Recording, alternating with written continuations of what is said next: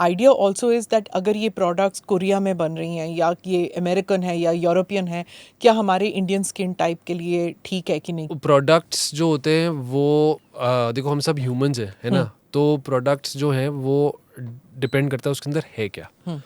और इतना कोई फ़र्क नहीं है स्किन का, हमारे कलर में फ़र्क है, बट अब ऐसा नहीं है कि कोई रेटिनॉल जो अमेरिकन स्किन को अच्छा लगेगा तो हमें अच्छा नहीं लगेगा।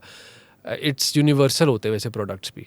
तो इतना कोई चैलेंज नहीं है। मैं जो इंडिया में लिखता हूँ वही मैं अगर यूएस में भी कल बैठ जाऊँ तो मैं वही लिखूँगा।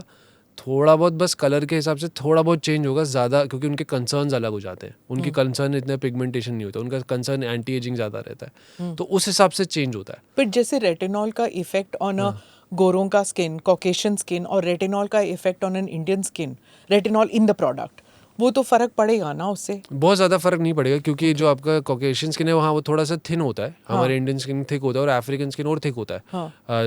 बट बहुत ज़्यादा इसमें फ़र्क नहीं पड़ेगा आपको। क्योंकि जब रेटिनॉल डालना होता है तो कहते हैं जो रेटिनॉल बेस्ड प्रोडक्ट है वो रात को इस्तेमाल कीजिए, दिन में मत इस्तेमाल कीजिए। अब how many of us read the fine print की इसमें कितना रेटिनॉल है कितना नहीं है? एग्जैक्टली वही, अगर आपको सूट नहीं कर रहा तो यहीं आपको फिर प्रोफेशनल हेल्प चाहिए।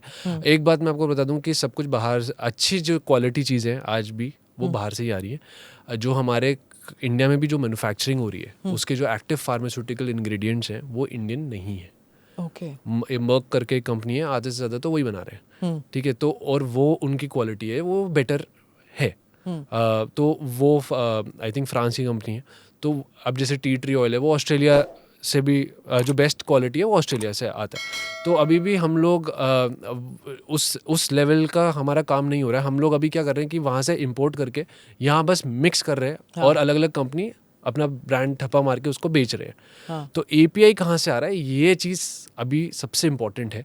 तो एपीआई क्या है, बाहर से आ रहा है, तो अभी भी वो एपीआई हम एज अ डर्मेटोलॉजिस्ट हम बेटर ही कंसिडर करते हैं इन मोस्ट केसेस। तो क्यों ऐसे हो रहा है कि फार्मा कंपनीज थिंक कि मार्केट इतना बड़ा नहीं है टू डू इट ऑन नहीं, हमारा रिसर्च नहीं ना। क्योंकि रिसर्च कहाँ से आती है, रिसर्च आती है यूनिवर्सिटीज़ से। यूनिवर्सिटीज़ और प्राइवेट कंपनीज कोलैबोरेट करती हैं।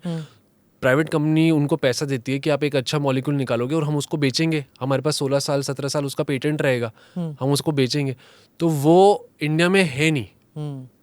इंडिया में वैसा रिसर्च नहीं है, साइंस नहीं है। हाँ, तो हम जो भी कर रहे हैं वहाँ से इम्पोर्ट कर रहे हैं और उसको हम बस चर्न कर रहे हैं, मिक्स कर रहे हैं और हम उसको मार्केट में बेच रहे हैं। इनोवेशन नहीं हो रहा है। बट डोंट यू सी कि सडनली इतना सर्ज हो गया है in the kind of beauty products? अब काफ़ी सारे लोग हैं जो साइंस बेस्ड ट्रीटमेंट्स में जाना चाहते हैं और साइंस को फॉलो करते हैं।